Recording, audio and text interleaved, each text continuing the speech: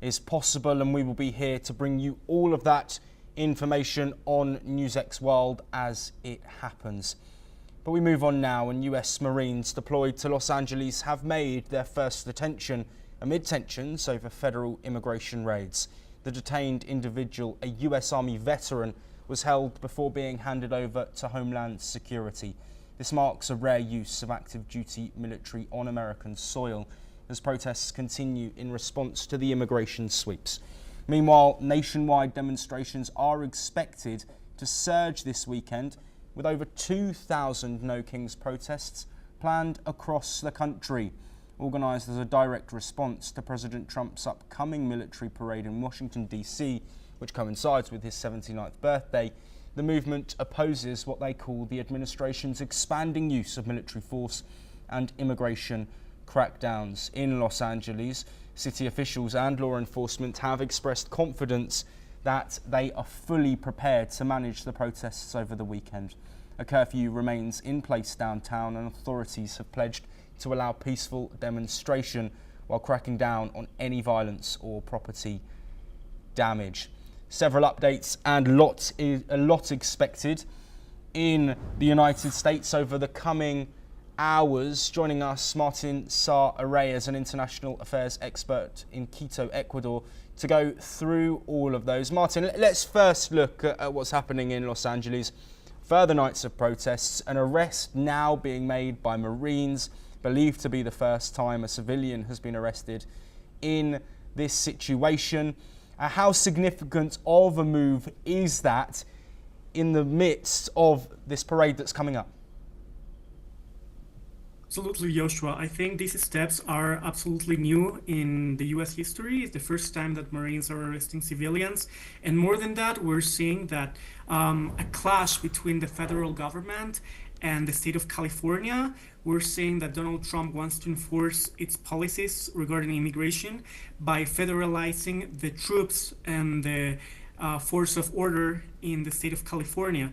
We're seeing that these civil demonstrations have been going further. This is a political demonstration, even that goes further the borders of the US. Also, the president of Mexico, Claudia Sheinbaum, has been accused for cooperating with this demonstration, something that she has denied.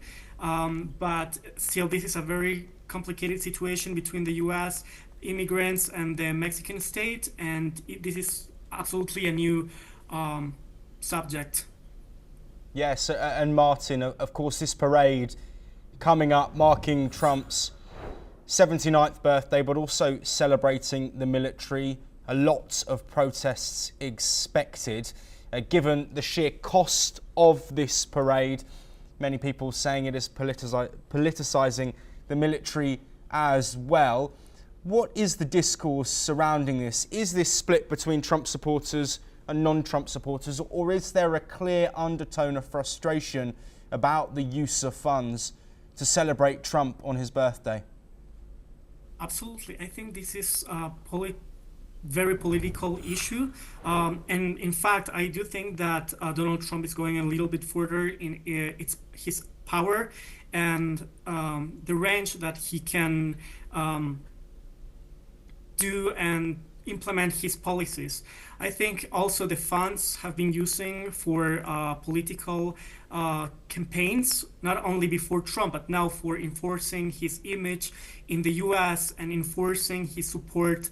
But again, I think right now we're seeing a government that is enforcing its policies, but in a more, in a stronger way, and also he wants to go and to influence the states. We need to remember that the Californian state is one of the most liberal and Democrat state. It's a blue state, and the authorities of this state, they are feeling that their power and their legitimacy is being clashed with the Trump administration, and they want to show that they are also part of the political and security system of the US, and that they need to work together.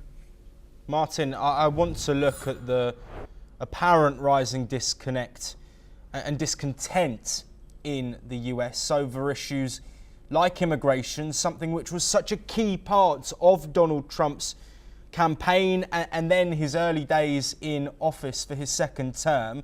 Can you provide some context on that potential shift? And do we think that Donald Trump is losing popularity, or just those that oppose him are getting louder voices and are taking further action? I think absolutely he's losing a lot of its support, because actually a lot of the Hispanic vote was very critical for Donald Trump. A lot of Hispanics voted for Trump because they supported the idea of deporting illegal aliens or criminals that enter the US illegally. The problem here is that we're seeing that the IC is enforcing these policies in a very abusive way. Actually, a lot of people who are legally in the States have been arrested without any logic, without any reason. So the Trump administration is losing a lot of his Hispanic support, because a lot of Hispanics who voted for him are being affected right now. They have relatives that they were in a legal track to get their American citizenship. They were legally residents, and now they're losing their possibility to stay in the States because of very strong policies of immigration that are actually being implemented in a very aggressive way, and actually was not what people expected. But yeah, he's losing a lot of its support, but however, he's doing what he already said in his campaign. He's applying what he said, and we need to focus in a balance between the federal government power and the California state power. Yeah, so Martin, to end our discussion very briefly, we don't have long, but over 2,000 No Kings protests set for today. We're having a similar conversation, but just to provide the context for those outside of America, is this a conversation related to the military? Is this a conversation related to Trump? Or is this a culmination of frustration on a posse of issues that is now being brought to the fore in this moment of wider discontent? I think this is an issue of power. I think this is an issue of how, what's the scope of the power of Donald Trump and his administration? How further and how wide can he go with his policies, and if he can directly change policies of states like California. Liberals say that this is an abuse of power. Trump says that this is an emergency. This is a very complicated issue. Immigration issue is one of the most complicated and frustrated issues in the United States, and he's basically saying that he has all of the right to implement this whatever way is possible. So this is the debate. Martin Sa-Arrayas, as always, thank you ever so much for joining us and providing context on such an issue. We will bring you